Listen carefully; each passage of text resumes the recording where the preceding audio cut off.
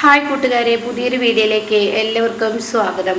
അങ്ങനെ എല്ലാത്തിനും പിറകിൽ സുശീലയാണ് കളിച്ചതെന്ന സത്യം പുറത്തു വരുന്ന ആ കിടുക്കൻ സീനായിട്ടോ.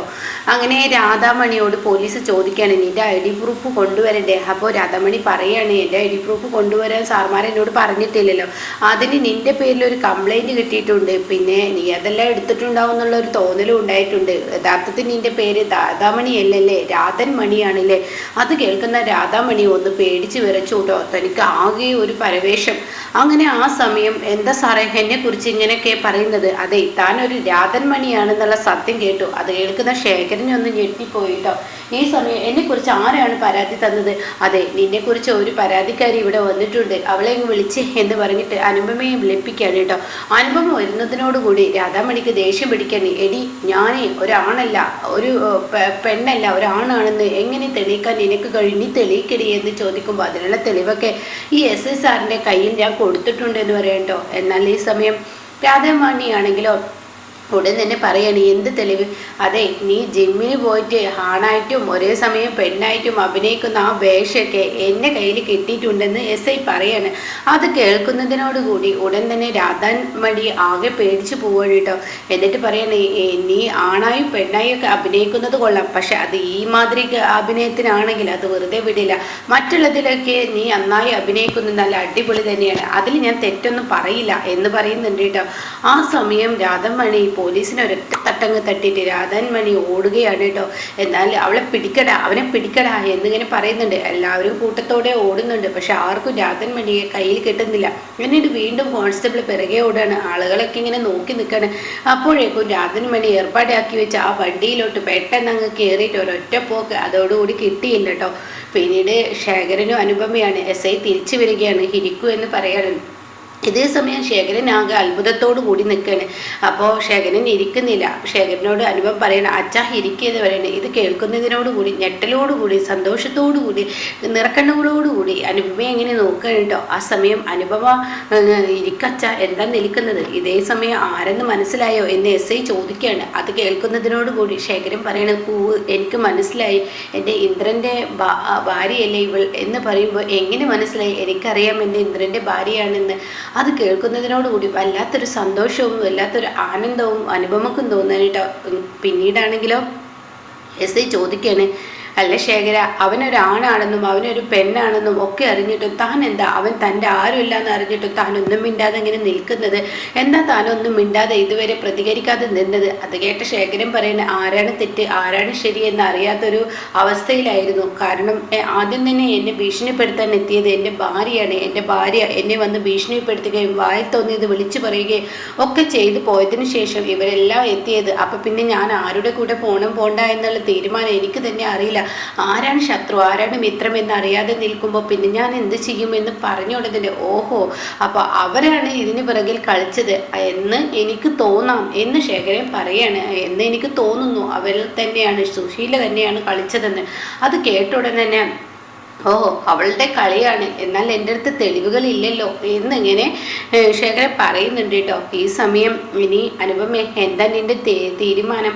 ഇയാളെ ഞങ്ങളങ്ങ് വീട്ടിലോട്ടാക്കി തന്നാൽ മതിയോ? അത് കേട്ടോടെ തന്നെ അനുപമ പറയണേ, ഇല്ല വേണ്ട, ഒരുപക്ഷെ അച്ഛനെ വീട്ടിലോട്ടാക്കി തന്ന ഒരൊറ്റ ഇടിക്ക് അച്ഛനെ എല്ലാവരും കൂടി പുറത്താക്കും. അതോടുകൂടി പിന്നീടുണ്ടാവുന്ന തീരുമാനം സാറിന് അറിയാലോ. അതെ, ഞങ്ങൾ കൊണ്ടുവന്നാക്കി തന്നാൽ ഒരുപക്ഷെ അവർ സ്വീകരിക്കില്ല. അതോടുകൂടി പിന്നീട് ഞങ്ങൾക്ക് വല്ല ഗവൺമെൻറ് ആ ഒരു വൃദ്ധസദനത്തെ അവിടെ എവിടെയെങ്കിലും ആക്കേണ്ടി വരും. അങ്ങനെ ഒരു അവസ്ഥ എത്തും. അത് കേൾക്കുന്ന അനുപമ, അയ്യോ അത് വേണ്ട, എനിക്ക് എൻ്റെ ഇന്ദ്രേട്ടനെ എങ്ങനെയെങ്കിലും കാര്യങ്ങൾ പറഞ്ഞ് മനസ്സിലാക്കിയെടുക്കണം. ഇന്ദ്രേട്ടനോട് കാര്യങ്ങൾ പറഞ്ഞ് മനസ്സിലാക്കിയാൽ ഇന്ദ്രേട്ടൻ തീർച്ചയായും അച്ഛനെ കാണാൻ എത്തും. അതെനിക്ക് ഉറപ്പുള്ള കാര്യമാണ്. ഇന്ദ്രേട്ടനെ മാത്രം മനസ്സൊന്ന് ശരിയാക്കി എടുക്കുക വേണ്ടുള്ളൂ, വേറെ ആരെയും മനസ്സ് ശരിയാക്കുകയൊന്നും വേണ്ട. അതുകൊണ്ട് ഇന്ദ്രേട്ടനെ മനസ്സ് ശരിയാക്കുന്നത് വരെ ഇദ്ദേഹം എൻ്റെ കൂടെ നിൽക്കട്ടെ. അല്ല അനുപമേ, അതിന് നിനക്ക് താമസിപ്പിക്കാനൊക്കെ സ്ഥലമുണ്ടോ? ഓ, എനിക്ക് സ്ഥലമൊക്കെ ഉണ്ട്, എന്തായാലും എനിക്ക് കുഴപ്പമൊന്നുമില്ല. അപ്പോൾ ശേഖര, നിനക്ക് ഇവരുടെ കൂടെ പോവാൻ ധൈര്യമുണ്ടോ, പോകുന്നുണ്ടോ എന്ന് ചോദിച്ചുടനെ ശേഖരൻ പറയണം, ഞാൻ ഈ ഭൂമിയിൽ ആദ്യമായി ദൈവത്തിനെ കണ്ടോ എന്ന് ചോദിച്ചാൽ അത് സാറും ഈ നിൽക്കുന്ന അനുപമയാണ്. നിങ്ങൾ രണ്ടുപേരും എൻ്റെ മുന്നിൽ ദൈവദൂതന്മാരാണ്. കാരണം ഈ മോളാണ് എൻ്റെ ജീവൻ രക്ഷിച്ചത്. അതുകൊണ്ട് തന്നെ എനിക്ക് ഇവരുടെ കൂടെ പോകാൻ യാതൊരു കുഴപ്പമില്ല.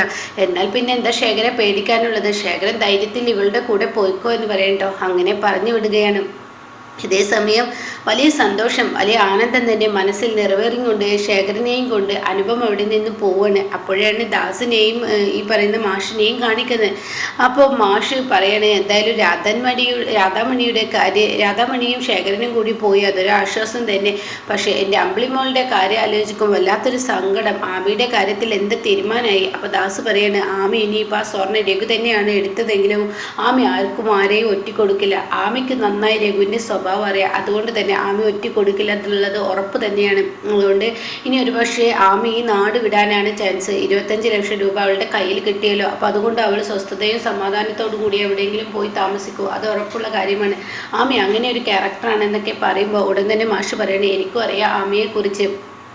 പക്ഷേ ഇന്ന് ഈ ദാസ് വിളിച്ചത് കൊണ്ട് മാത്രമാണ് ഞാൻ ഇങ്ങോട്ടേക്ക് വന്നത്. അല്ലായിരുന്നെങ്കിൽ ഞാൻ വരില്ലായിരുന്നു. കാരണം എന്തെന്ന് വെച്ചാൽ എൻ്റെ മോള് അവിടെ ഒരുപാട് സങ്കടത്തോടു കൂടി ഇരിക്കുകയാണ്. ആ സമയം രഘുവിനെ ഒന്ന് മാറ്റിയെടുക്കണം. രഘുവിന് ഒരു സ്വസ്ഥതയും സമാധാനം അവന് കിട്ടണം. എൻ്റെ മോൾക്കും കിട്ടണം. എൻ്റെ മോള് ഇത്രയും നാളും എൻ്റെ കുടുംബത്തിന് വേണ്ടി ജീവിച്ചു. അവളുടെ അനിയത്തിമാർക്കോ അതുപോലെ തന്നെ എനിക്കും വേണ്ടി ജീവിച്ചു. ഇപ്പോഴാണെങ്കിൽ അവളുടെ കുഞ്ഞിനും അവളുടെ ഭർത്താവിനും വേണ്ടി ജീവിക്കുന്നു. എന്തെല്ലാം സഹിക്കുന്നു എൻ്റെ അമ്പിളി മോള്. എന്നിട്ട് എന്താ രഘുവിനൊരു മാറ്റമില്ല. പാവം എൻ്റെ മോള്.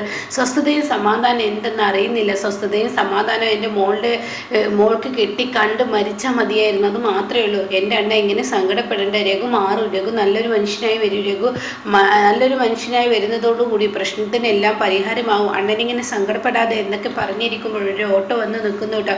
ആരാണെന്ന് നോക്കാൻ എത്തി നോക്കുമ്പോൾ തൻ്റെ മകൾ അനുപമയാണ്. ദാസ് പറയാണ്, അനുവാണല്ലോ വരുന്നത്. ആഹാ, അനുവാണോ? ഞാൻ പഞ്ചരത്നത്തിലോട്ട് പോകാൻ നിൽക്കുമ്പോഴേക്കും എൻ്റെ മോളെത്തിയല്ലോ. അണ്ണൻ പഞ്ചരത്നത്തിലോട്ട് ഇന്ന് പോണോ? ഇന്ന് പോകണം, എനിക്ക് പോയേ പറ്റിയുള്ളൂ എന്ന് പറയുമ്പോൾ അനു കടന്നു വരുന്നു. കൂടെ ശേഖരനോ? ഇതെന്താ ഇവളുടെ കൂടെ ശേഖരൻ എന്ന് മാഷ് ചോദിക്കുന്നുണ്ട്. അറിയില്ല. അപ്പോഴേക്കും മാഷിനെയും ദാസിനെയും കണ്ടോടെ തന്നെ ശേഖരൻ പറയാണ്, ആഹാ, ഇവരുടെ അടുത്തോട്ടാണോ? ഇവരാരാ? ഇവരാണ് എൻ്റെ ജീവൻ രക്ഷിച്ചത്. അത് കേട്ടോടെ തന്നെ അനു പറയാണ്, ഇവരാരാണെന്ന് ഞാൻ പറയാം. ഒരുപാട് സർപ്രൈസുകൾ ഇവിടെയുണ്ട്, വാ അച്ഛാ എന്നും പറഞ്ഞ് ശേഖരനെയും കൊണ്ട് അനുപമ വരികയാണ്. ഉടൻ തന്നെ അനുവിനെ കണ്ടോടെ തന്നെ ദാസ് ചോദിക്കാണ്, അല്ല ശേഖരനൊക്കെ എങ്ങനെ കിട്ടി? അതൊക്കെ പറയാ അച്ഛാ, വാ അകത്തോട്ട് വാ. അച്ഛൻ പോകാൻ ഒരുങ്ങാണോ?